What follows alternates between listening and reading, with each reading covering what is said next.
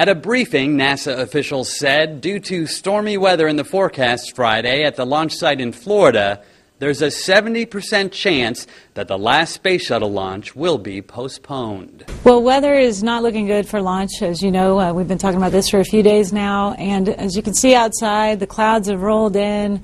We're starting to see some showers.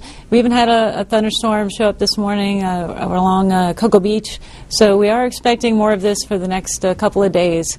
Looking at our satellite picture, you can see that we do have that tropical wave and that large trough, and it basically extends from the southeast Gulf of Mexico all the way across off of our coast, and that's moving into the area today. It's not exactly a major weather event. We're not expecting, huge hail-generating storms or anything like that.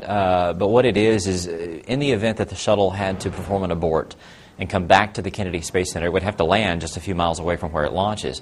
And if there's any sort of thunderstorms within 20 nautical miles, that is a concern. There's also a concern for cumulus clouds in the area, which could generate lightning, which of course you don't want that. And there's also a fly-through precipitation rule because, the shuttle gets incredible speeds going up into space, and any kind of precipitation could actually damage the heat shield, and of course we don't want that. The only thing that we take in consideration whenever we talk about shuttle launch is the safety of the vehicle, safety of the crew. And that is our primary concern. We're obviously excited about that many people being down in Florida.